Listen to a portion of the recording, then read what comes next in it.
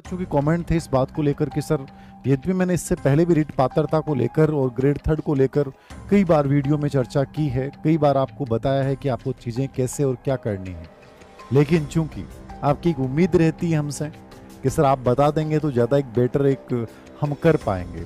और किसी भी टीचर के प्रभाव से यदि आप महीने 2 महीने 3 महीने 4 महीने भी पढ़ते हैं, आपकी पढ़ाई में एक रूटीन आता है, आप एक डेडलाइन तय करते हैं, आप एक सीक्वेंस के अकॉर्डिंग चलते हैं, तो मुझे लगता है कि एक बेहतर फायदा है।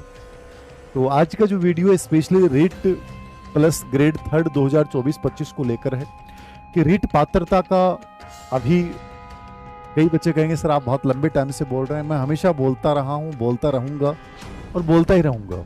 उसका रीजन है, यदि आप शिक्षक बनने का सपना देखते हैं तो आपको निश्चित रूप से इस बात के लिए आशावादी होना चाहिए कि मुझे इस बात के लिए हमेशा सोचना चाहिए कि भर्ती आनी है, मेरी प्रिपरेशन किस लेवल की है, क्या मैं वास्तव में मेंटली और फिजिकली तैयार हूं, क्या मैंने कंटेंट को 90% तैयार कर लिया है।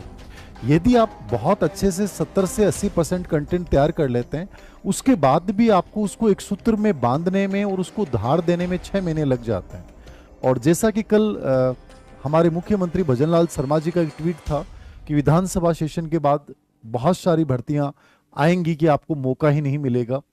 अभी अजमेर शिक्षा मंत्री जो गए हैं, यद्यपि शिक्षा मंत्री जी के बयान जो हैं उन पे ज़्यादा बहुत भरोसा नहीं किया जा सकता, लेकिन फिर भी चूंकि रीट एक सामान्य प्रक्रिया है तो रीट पात्रता होनी है।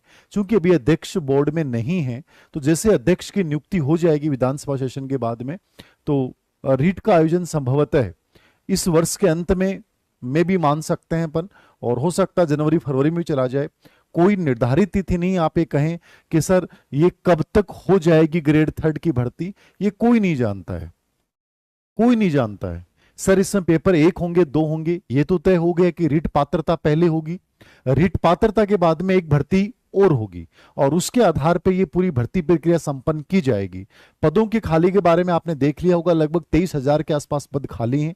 और फिर ग्रेड थर्ड से ग्रेड सेकंड के लिए डीपीसी होंगी। और इस बजट में जो खूब सारे स्कूल क्रमोन्नत किए गए, उनके पदों की स्वीकृति भी आई नहीं है। जैसे पदों की स्वीकृति आती है उसके बाद जो है ये प्रोसेस शुरू हो जाएंगी। अब आपका बार बार यदि ये सवाल है कि सर विज्ञापन आएगा नहीं, आप कब से बोल रहे हैं, तो मुझे लगता है कि आप बहुत मूर्ख बच्चे हो और बार बार ये सवाल पूछ के अपनी ऊर्जा को खराब कर रहे हो। कोई भी विभाग है, ये विभागीय लेवल पे चलने वाली प्रोसेस है और ये सब प्रोसेस सभी विभागों में प्रारंभ हो चुकी हैं।